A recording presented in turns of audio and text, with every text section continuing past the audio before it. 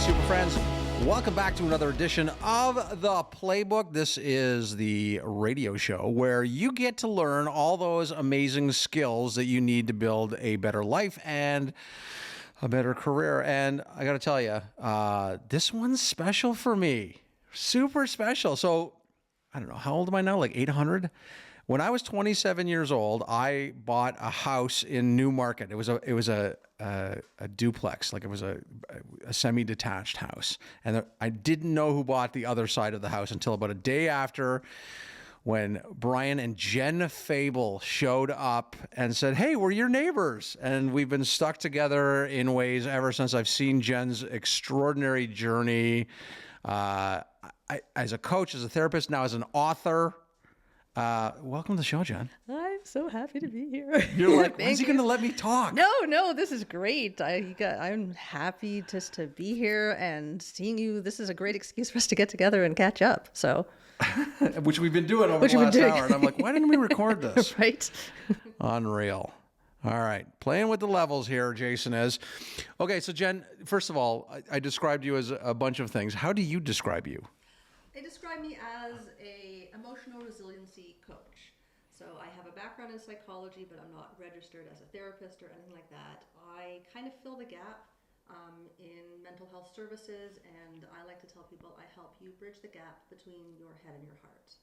Oftentimes we learn things, we know things, but we don't know how to put it into action, how to actually feel what we've been reading, what we've been told. And so my job is to fill that gap and to bridge the gap. Okay, so now I have something to talk to you off air, which is the idea of one of the things I've been working on, even with my own therapist over the last couple of months, is this idea of like, I get it in my head. Like I understand all of it, right?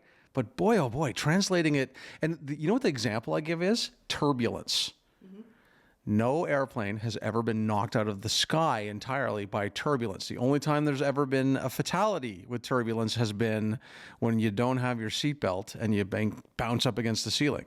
Try telling yourself that when you're on an airplane that's just bobbing up and down. That's the translation. I still can't quite figure it out. So that's what why you're there. That's why I'm there. And I had that same conversation with my therapist. So I was in and out of therapy for years and years and years and years. And having a degree in psychology makes me an obnoxious client. Because every time my therapist would tell me something, I'd be like, yeah, I know. I get it. I read the same book as you did. I have a lot of the same background as you have. How do I make myself believe that? How do I make myself feel that? And no one could really answer that for me. And so I spun around a lot for years and years and years. And then I found how to bridge that gap. And then that's now what I do with my clients. I do that. I have a private practice. I do one-on-one sessions. I do trainings to teach people this stuff, to help them start to figure out the how of it beyond the why of it. Love that. The how of it versus the why of it. Okay, so we asked you for your 4 game changers because, again, I forgot to mention off the top, we're doing this awesome thing this season, which is what are the things that changed your game? And you went right at your coach as your first game changer. So tell us what your coach does and why you chose that person. So my coach, can I do a shout out? So Vanessa Long, she's amazing. Woot woot. She's the first person who told me that I'm not broken and that I could find healing. You mean you personally or just all of us? She told me personally, but probably she meant all of us. But honest, so my path to finding her was so my background is I was 19. I was diagnosed with 7 different mental health diagnoses. So eating disorder, depression, anxiety, suicidal ideation, self-harm, all the things. I feel like they should come up with a name like the Wheel. Like I got the Jen. It's just named after me. It's the Jen Special. I used to call it lemonitis because I was a lemon. That's how I used to refer to it. And so I bounced from hospital, therapist to therapist for years and years and years. And basically everyone told me the same story. This is just kind of, you can't really recover. You're not going to get better. You've got deficiencies in your brain chemistry. This is the best we can do. And then all my anxiety started to manifest as a severe phobia of bugs and insects, which, having known me for a long time, you saw me back then. And I wouldn't leave the house. I would talk to everyone through a screen door when everyone would get together. Yeah. And eventually start to feel stupid because my brain knew that a butterfly wasn't going to murder me, but my body would throw me into a panic. And so my coach is a trained hypnotherapist. And once you get into the phobia realm of things, you have two options, either exposure therapy, where it means that they're going to slowly expose me to the thing I'm petrified of and feel stupid about, or hypnosis, which I didn't believe in. And so I reached out to Vanessa, and in one session, she nailed on the head what 13 years of therapy and a degree in psychology never came close to. She said to me, I can help you. I promise that if you do what I tell you to do and you stick with it, you will feel better. And I didn't believe her, of course, at all. But the person who referred me to her, I very much trust. Hi, Jackson. And so I stuck with it. And in 3 months, I was shocked when not only did the phobia go away, but that voice in my head that told me that I was worthless, that I was pointless, that I didn't deserve to be here, it went away as well. And that was a game changer in so many ways. And Vanessa's amazing, and she's not special in that there's a lot of people who have the tools and the knowledge she has, but it's not mainstream. So a lot of people don't know about it. And it takes being, kind of left behind by the main system before you're willing to go find something else and bridge that gap for people. And so she was a game changer in that. Not only did she save my life, she introduced me to these tools that I now get to use with others and help them find themselves. So she's number one, because without her, I don't know that I'd be here. I certainly wouldn't still be married. She got me through a lot. And how is a coach different than a therapist in this context? In this context, a therapist wants to focus on the why. Let's talk about why you feel the way you feel. Let's give you some strategies to help you balance that out. Traditional cognitive behavioral Cognitive therapy. behavioral, yeah. Dialectical behavioral therapy is starting to bring emotions in, but cognitive behavioral, they acknowledge the subjective experience and your emotional experience, but they're based on a scientific principle of objectivity. And so how do you get objective data on the subjective experience? Right. You don't. So they dismiss it. So they acknowledge that you have an unconscious or subconscious mind. They acknowledge that you have an emotional experience, but they focus on the cognitive, the thought process, and your behavior. What coaching does is they say, hey, you seem to have an emotional experience. Let's talk about that and figure out not why you feel the way you feel, because it doesn't matter. It doesn't matter. If it's not one thing, it's your mother. Blame her, move on. It doesn't matter why. You can know all the reasons why and still not know how. So coaching doesn't care about the why of it. We want to know, how did you, this perfect, beautiful, wonderful being of light, somehow get yourself into a situation where you don't know that? This resounds really heavily with me going through my own journey in the last year. Is I can find the why on my own pretty much. Like, I do a ton of reading and that sort of stuff. And that's why I chose to actually see a therapist who I'm actually treating more like a coach actually right now. She's retired and she's like, yeah, I'll still talk with you. So we just have these conversations, which are great. But I'll do all the reading to get to the why so that I can get to the how. There's I read this book. I've talked about it. I've had people on the show galore, called Positive Intelligence. Have you read it? I haven't read it, but I've heard a lot of people It's talk a pretty about it. familiar framework, right? Which is, the way he puts it is, we all have our key saboteurs. Shocker, this is not going to shock you at all. Pleaser was number one on, well, it's actually always number two. The number one on everybody's list is judge, right? Our judgment is number one.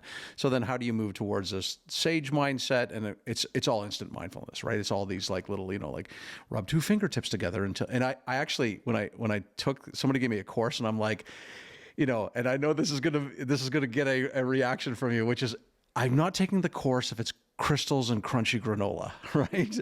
And they're like, no, it's neuroscience. I'm like, fine, I'll take the course. And of course, the week after I took it, started taking it and started doing these PQ reps multiple times a day. And I'm like, did I just take 2 Ambien? Like, that's what I woke up like on a Monday morning sort of thing. So with that idea of that coach mindset, and your coach saying to you, there was one other thing that resounded for me with what you were talking about, which is this idea that it told you that voice in your head that tells you that you're worthless.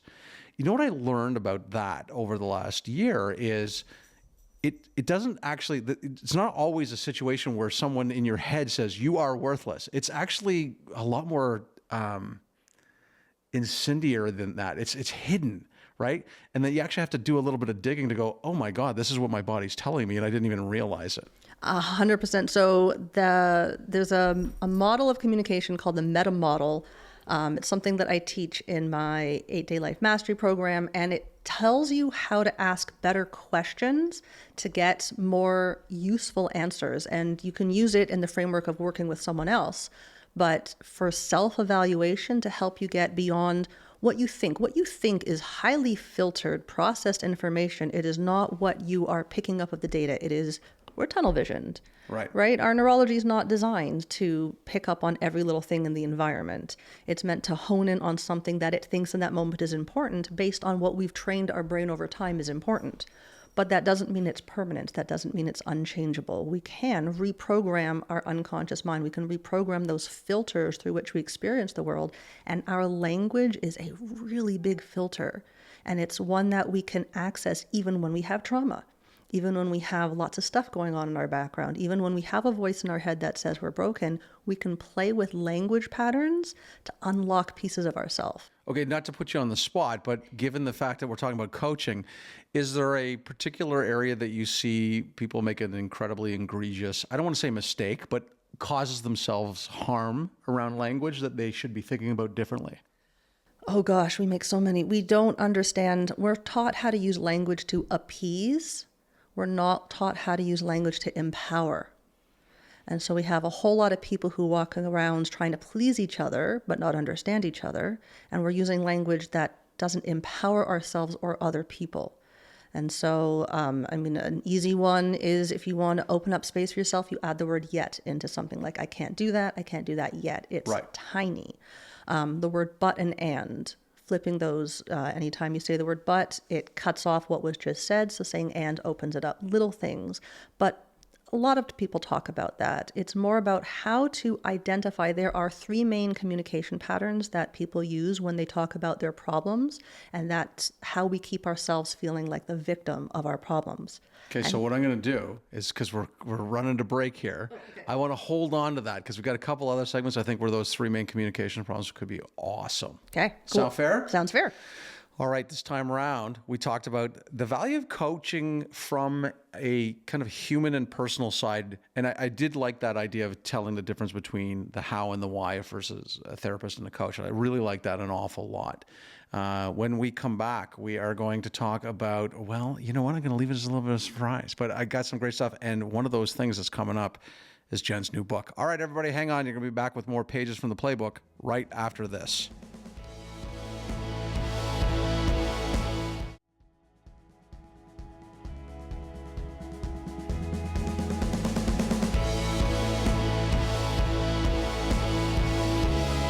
Welcome back to the Playbook. You're with Jason. I'm here with Jen Fable. And this is actually true, one of my favorite people ever, because with Jen, for as long as I've known her, it's the sort of person who I can have these crazy, deep, weird, emotional conversations, because there was a time that people weren't having these kind of conversations. Right? I know, but it was always great. We'd get together and everyone would be like off doing their thing. We'd be like getting into deep philosophical topics. I'm like, Finally. Yep. Okay, let's talk about Game Changer number 2, because this is a really interesting one, because I've kind of watched your growth on this, which is you belong to a chorus, a barbershop chorus. So talk a little bit about that. Yes. So I sing with, Sweet Adelines International is a international organization of barbershop harmony singing choruses. How long have you been doing that? It's been a while. 13 years, a little over 13 years. Yeah. So I've been singing for a long time, but no one would ever hear me because I was petrified of being heard. And then I went through a phase where I would just force everyone to come sing karaoke with me every time I had a birthday. And then I was looking. I did that once. Yeah, pretty much. That's how I just forced all my friends to listen to me sing. And then I found this organization. It's for women's empowerment, and it's all based on the idea of singing, but not just, it's a cappella, which means there's no instrumental accompaniment, but it goes one step nerdier, and it's 4-part barbershop harmony. So there's 4 different parts. There's the bass part, that's the low part, tenor part's the high, lead sings melody, and then baritone sings all the notes in between. And where are you? I sing lead, which means I like the melody and being the center of attention. I know you're shocked. Although I'd love to sing bass. I can't get that low. These ladies are amazing how low they can get. It's incredible. And it doesn't just teach you harmony on the risers when we're singing. It teaches you how to belong to something. And I never had that. I didn't feel like I belonged in my family. We all kind of, it was all like every one man out for themselves kind of thing was our family dynamic. Is that right? We were funny. Yes, you were. We are a funny family, but we don't know how to actually communicate. Or back then, we did not. And so my chorus, I joined to learn how to sing. But what I found was a sisterhood and a family. And it's not even just in my chorus. Sweet Adelines International, I think there's somewhere around 700 choruses belong. Really? We just got back last week from Kansas City. We were traveling to the international competition. So once a year, all the barbershop nerds come together and sing for each other. And the level How many of the 700, how many show up? Sorry, didn't mean to interrupt. No, so there were, there were 32 choruses competing in the one competition, 5 in the Harmony Classic, plus there's all the quartets, and I think there were 40-something quartets. Wow. And then there's just the audience members who just travel just because it's a great vacation. You get to hang out and everyone sings together. You can't be sad when you're singing 4-part harmony. People just break out into harmony. Everywhere you go, you just hear people singing, and the love in that room and the love that I've learned and how to be part of something bigger than myself was a game changer for me. That I didn't know how to let people in. I couldn't figure out why someone would care. They'd be like, "How are you?" And then they remembered and cared. And I'm like, "What's in it for you?" So it was a big part of teaching me how to be part of a family in a healthy way, because growing up, our family was, again, we're funny. I used to say we put the FU in fun.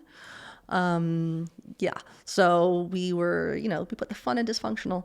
So we didn't really have that way to communicate with each other. So my chorus taught me not just to be a better singer, but to be a better human being. Like it's an incredibly inspiring organization and group, and they're all over the world if anyone wants to sing. And then there is a male equivalent. Barbershop Harmony Society is the male one, and then Harmony Inc. is, I think, the mixed one. All right. But anyone who loves music and can barely hold it, as long as you're not tone deaf and you can hold a tune, it teaches you cannot create the magic of a chord without those other people. It's not just singing, it's singing to blend with another person, because when all 4 parts lock into the same spot and resonance, it creates an overtone, it creates a 5th sound. So when you connect with people authentically, you create something greater than yourself. And that's kind of what I learned when all I did was sign up for singing. You talked about this idea made you a better person. What are the things you're taking away? It sounds like being part of a dedicated community that supports each other is definitely one thing. What else did you learn? I learned how to be more thoughtful, how to care more about someone else's experience, to see how am I impacting someone else. Normally we learn that in our family of origin, and then we hope we figure it out in our family of creation with our partner and kids or whatever we end up with. But we don't really have a space where we can be ourselves fully and be accepted for ourselves fully. That was the gift I got. I learned how to accept others and to accept the beauty of all the wonderful things they bring. Everyone in that chorus, everyone in that organization brings something different. Even though everyone might be singing the bass part or the tenor part, every voice is unique. Every voice deserves to be heard, because it takes every single voice on the risers to create that magical sound. So I learned how to reflect back to others what I wanted to receive, and I learned how to let people see me. I don't think for the first 5 or 6 years I didn't let them see me, because you don't do that. That's not safe. Who does that? But they saw me anyways, and they kept wanting to know me, and that was such a beautiful gift. I got that out of the experience. Wow. Yeah. Do you think other people in the chorus are having a similar experience to you, that they're actually learning that the chorus helps them become a fuller human? I don't want to say better. I want to say fuller. Fuller, yeah, more dimensional. Yeah. Not just in the chorus. Like I said, the international convention, there's people from all over the world. The New Zealand chorus was there. They were great. UK, like all over the US. You got people from all over the world. And when they interview people, why are you part of this Sweet Adelines organization? Everyone tells the same story. I didn't know who I was, and I came into this group because I wanted to learn to sing. and I found my place, not just on the risers, but in something bigger. So it's across the organization. It is the happiest, most sequin-filled cult you'll ever find. It's fantastic. But wait, just because you buried that one, most sequined-filled cult. We like sparkles. Sweet Adelines are obnoxious, like full sequin outfits. And the people who win the quartet competition, in addition to a medal, they get legit crowns, like sparkly crowns. And it's beautiful. And people walk around all week with their crowns. They're like, that's a past queen. Like, it's so ridiculous. When the winning chorus wins, all the women stand up and they put their arms in like a little tunnel for people to go through. And I turned to my friend, I'm like, this is the stupidest, best thing I've ever seen in my life. Where else as a grown adult can you do that? So it also taught me how to just have fun and just celebrate with other people. Yeah. What advice would you give to someone who may be where you were at the beginning of your journey and may not be a singer? Find your people. Find your people, whatever that means for you. I found some amazing people just joining the local curling club. I found amazing people. I just want to say I also joined that local curling club, and I did not find my people. They kept assigning me to the angriest people in the curling club, and I'm like, that's it. I'm out. I don't need to drink that much. Yes, there are definitely a few that definitely give me an opportunity to experience different aspects of myself, such as the part of myself that wants to run away. But I found a lot of good friends through the curling club. I have this model of friendship, right? Which is you get your primary friends, people you talk to every single day, the people who are actually going to be honest with you consistently, and they're also going to listen to you. Then you have that secondary level. I would say that we fit in that secondary level. We may not see each other all the time, that sort of stuff, but we have like a great rapport and we're able to kind of get at that depth. And then there's that tertiary level. What I decided to do over the last year is handpick like a handful of people. And I'm like, I think we'd be great secondary friends and kind of build on that. And I've jettisoned a lot of people that in my mind I thought were primary friends, but in fact were just receptacles for my trauma dumping. Yes, isn't that fun when you realize I don't need this reflection of that part of myself in my life anymore. Yeah. I don't need someone that I have to please in my life anymore. I don't need that anymore. Yeah, that's an interesting place to be. I'm still in that place of recognizing. Not that I can't be around certain people, like, oh, I can't do that because they trigger me. I talk about that in my book. That's not healed, but just I can be around this person, but how close do I want them to me? And the primary, secondary, tertiary, the way I think of it in my mind is, you know those like old wishing well things they used to have at the zoo? It's like a big yellow thing and you put the coin in and it spins. And it goes in down the center. Yeah. My job is to be the force in the center and trust that whatever's meant to come in will, and everything else will cycle around the outside until it comes in or it just stays out there. You heard it here first, everybody. Jen Fable just defined herself as gravity. All right. I'm gravity. You're gravity. I'm defying gravity. Wicked nod for all my musical nerds. There you go, my friends. Join a chorus. Go hang out with some people. Buy season tickets, whatever it is. But particularly, Jen, you're in your early 40s, yeah? Thank you, 46. Okay, see? There you go. Close. See, as we all get older, you guys all get closer in age to me in some ways, right? Like for when I first started, you're like, oh, Jason's like already in his 30s. He's the old guy. We're all in our 20s. Yeah. All right. We're going to be back with more pages from the playbook right after this.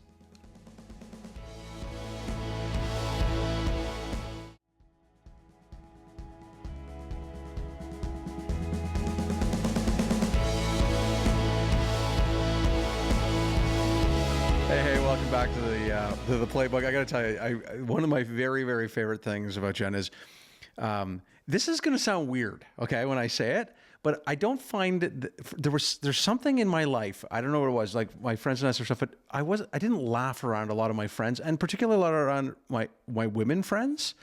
But there are two women who constantly make me there's no guy friend who makes me laugh this hard.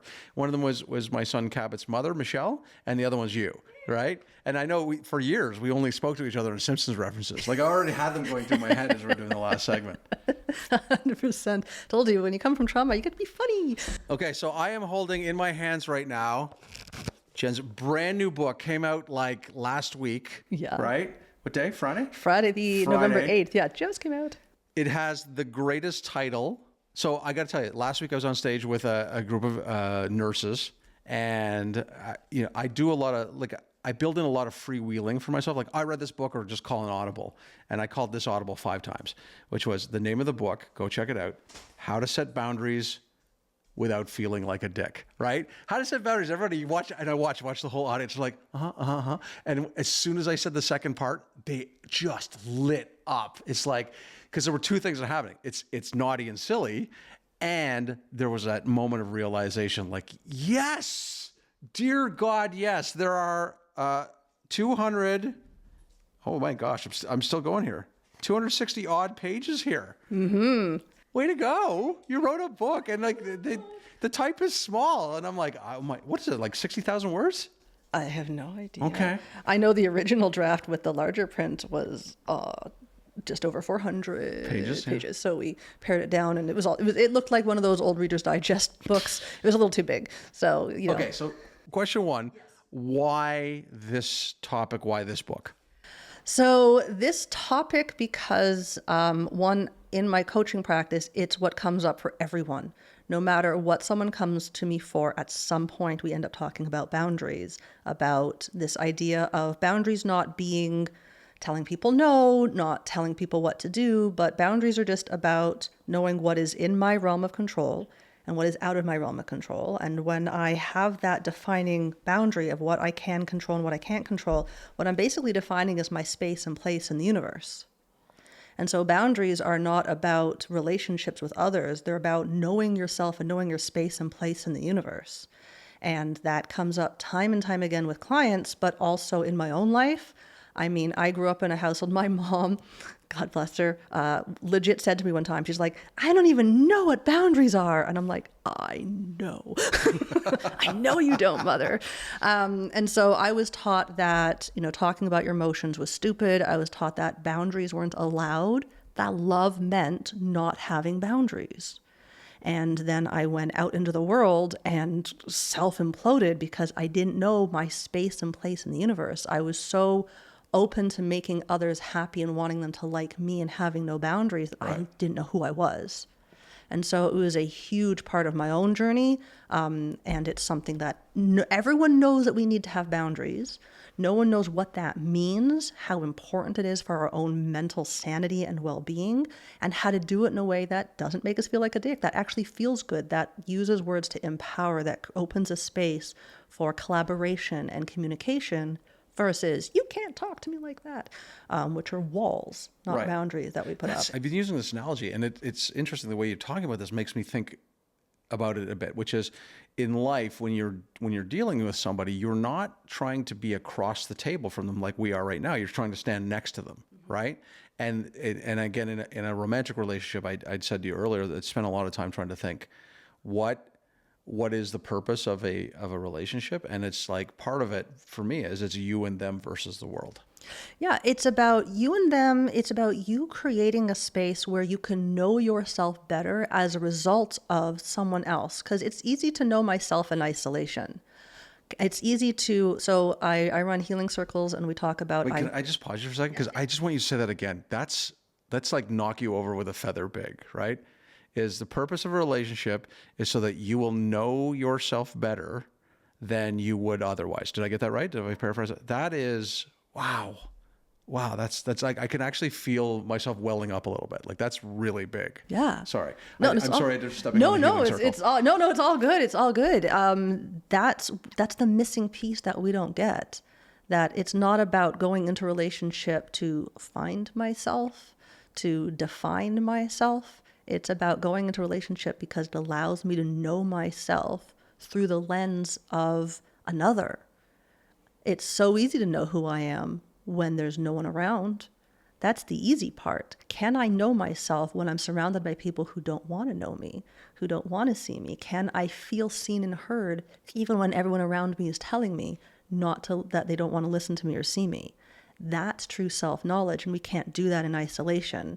And the person in our life who provides us with the most opportunity, that's what soulmate is supposed to mean, not what it's become, not the Hallmark version. Soulmate is, this is the person who is closest to me, who will mirror back to me all my unhealed bits, and I will do the same for them in this divine, beautiful union where we help elevate each other, because we can't do that on our own.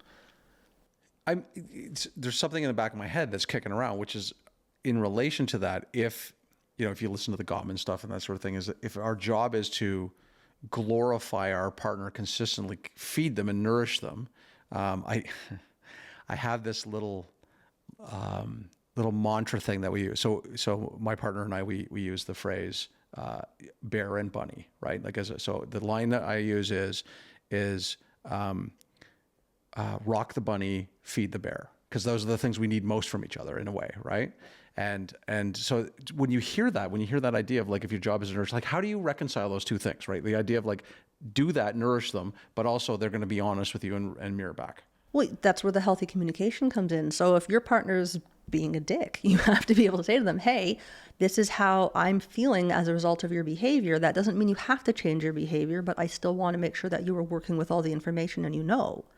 So there's a difference. You see what you did there, again, to interrupt you for the ninth time. Sorry. I want to break. I don't want to go too fast, which is what you did there was you didn't say, you look at them and you say you're being a dick. What you look at them and say, this is how I'm feeling based on what I'm receiving from you. Yeah, I'm just giving you some data, because a lot of times we're oblivious to what the result of our behavior is. So if I hurt someone, I won't know that I've hurt someone unless they have the space and ability to say to me, you hurt me. And so I need to know how to receive that information, which is the flip side of boundaries, how to receive, not just receiving compliments, but receiving feedback from others. The Gottmans talk about influence. And in relationships, like in romantic relationships, I think the chance of divorce goes up 8 to 81%. I talk about it in my book, when we're not willing to accept influence from our partner. Right. Right. And we can't accept influence if we have walls and we have to be right and we have to be rigid and we have to know I have to either be silent and not tell you how I'm feeling and only make you this wonderful person, or I have to come at you and constantly attack you. But the balance is to be able to say, I want to build you up. I want to be the person who cheers for you the loudest. And I'm also going to be the person who, if you hurt me, I'm going to share that. And you can take that information or you cannot. I have no expectations on it. I would hope that in a connected, loving relationship, if I say to you, you hurt me, and your response is, meh, that's good. That's valid feedback about the relationship. That tells you a lot. That gives you some information, right? That's more data. If that happens once in a while, okay. If that happens consistently, that's some important data to know about the relationship. But I won't know that if I'm not willing to have the courage to say, hey, you hurt me. And if the other person can't hear me say that and say, I'm sorry, let's talk about it. And we can't do that if we don't know where we are or what we want or what hurts us. And we can't do that if we don't know how to share that in a way that can build a space for connection. And that's really what boundaries are meant to be. They're meant to be a conduit to connection, not a force field to keep out what I call it people's oogity boogity bad vibes. So what do we get wrong around boundaries right now? We think boundaries are about what we keep out.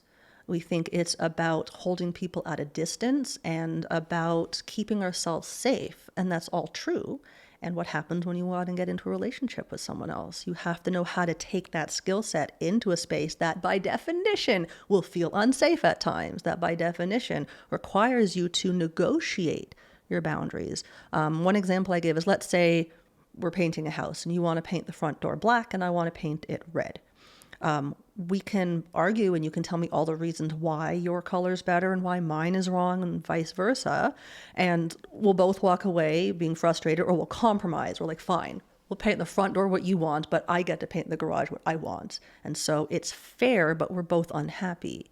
Versus coming together and saying, okay, for what purpose do you want this color? And right. And you're like, well, sophisticated, bold, and what purpose do I want it? I want something bright and cheerful. Okay, so can we come up with new options that satisfy both of our needs? Purple it is. Purple it is. I think that's actually what I use in the book, this nice deep purple, right? Sophisticated and fun. Right. And we get it wrong because we're so busy trying to tell someone else what to do. You can't talk to me that way.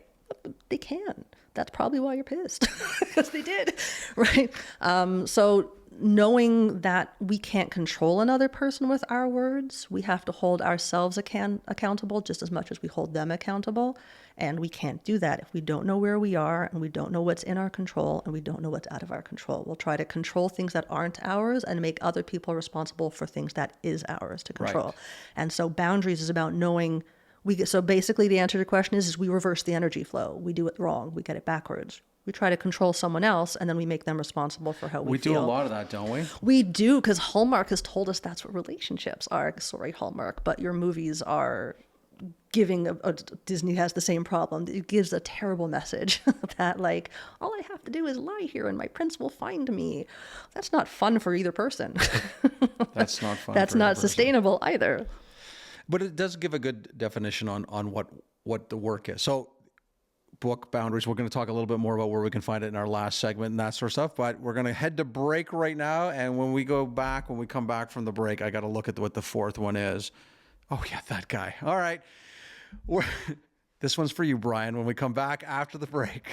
You're going to listen to the pages of the Playbook.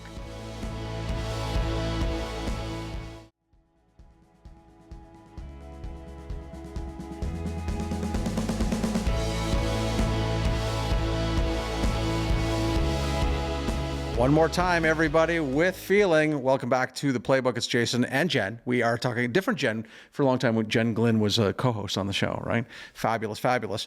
Okay, so we talked about your amazing new book, How to Set Boundaries Without Feeling Like a Dick. I kept saying to myself last week, is how to have boundaries. So it's how to set boundaries. We talked a little bit about coaching. We talked about being part of a chorus, but something larger and the kind of impact it has on that. So we both know this guy.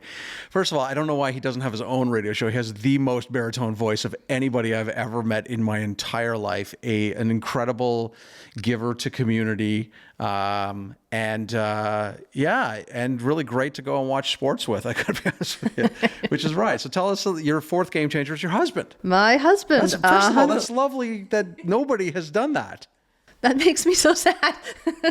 I don't think a lot of people see their relationships as something that is meant to change us. I think we think that we're not supposed to lose ourselves in a relationship, which is also true. But again, that influence, letting them change us. I know, right? I learned this by getting kicked around by the universe as well. Yay, 2x4 to the face. That's how I normally learn my lessons in life. Just boosh, right in the face from the universe.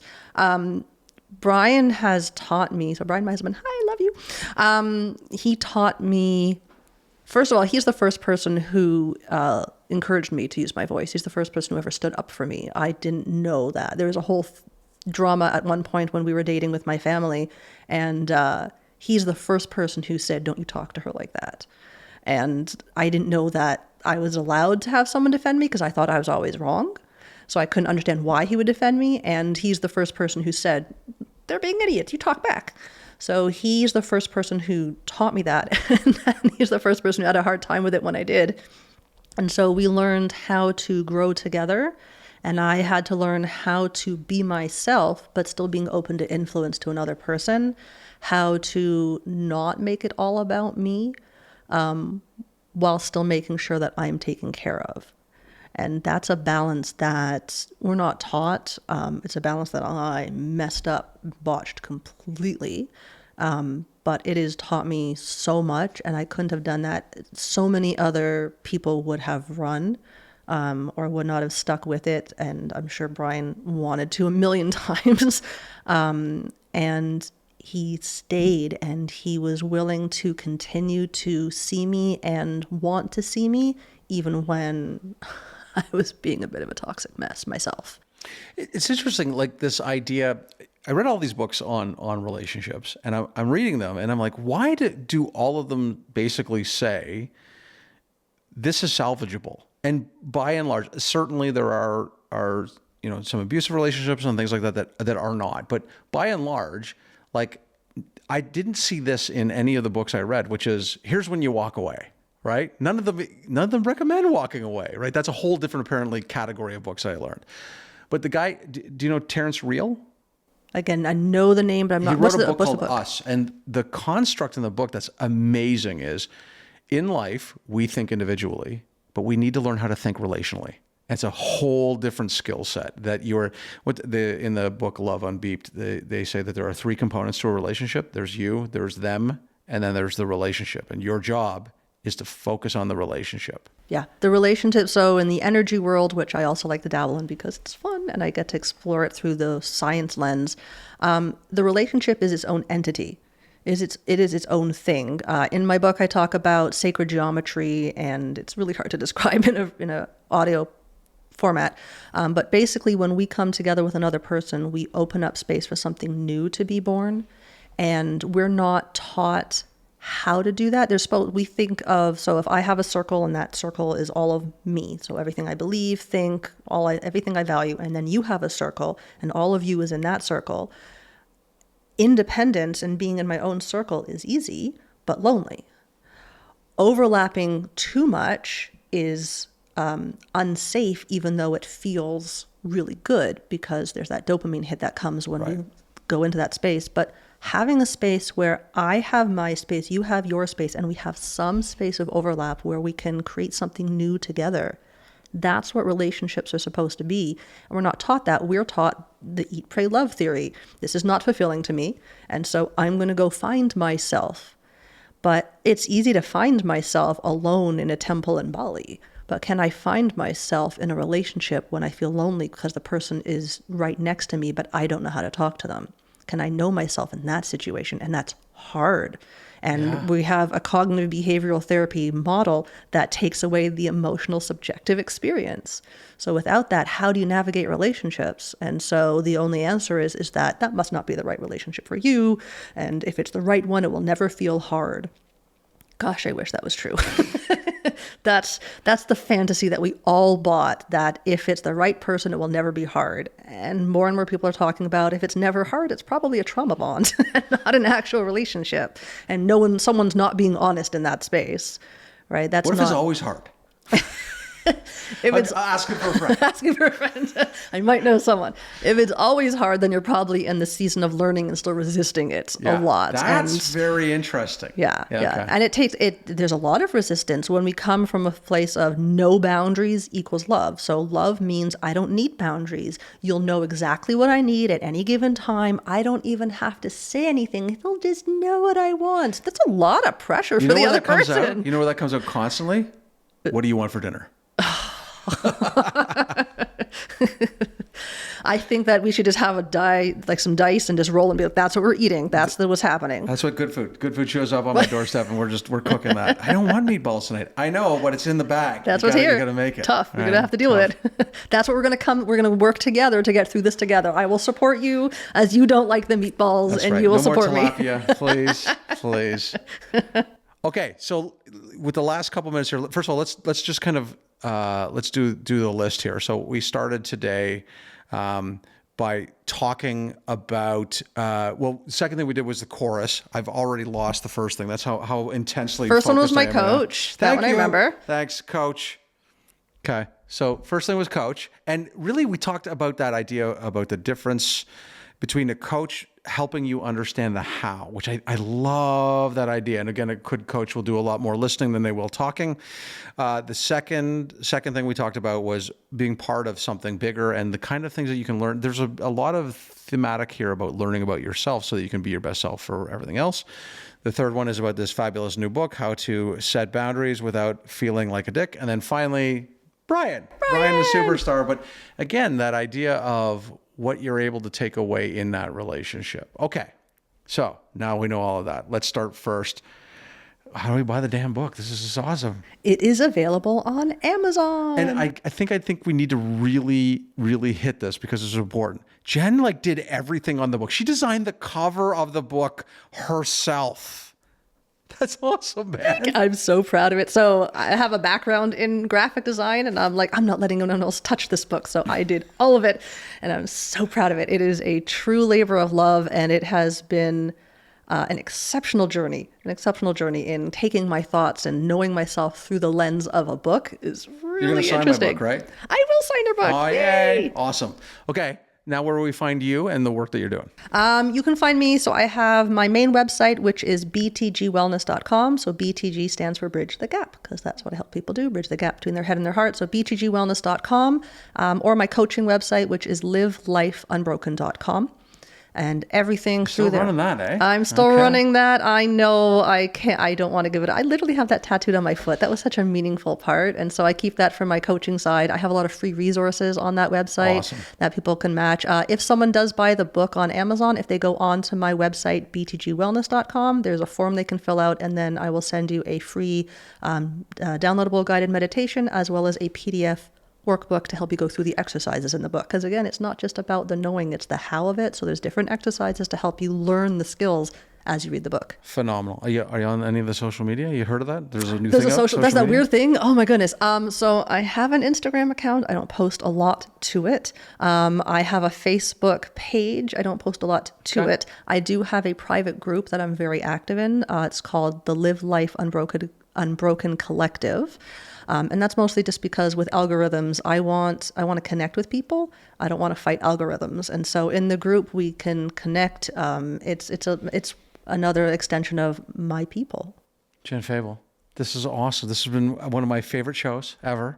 And I'm so glad that you came, and I wish you the greatest success with your book. Thank you. I'm so happy. This is wonderful. Thank you so much. All right, next week, we're coming back with one more from Vegas. And then I think we might be hitting a hiatus for December. Will I go and travel the world and talk to people? All right, my friends, thanks so much for joining us this week in the pages of the Playbook.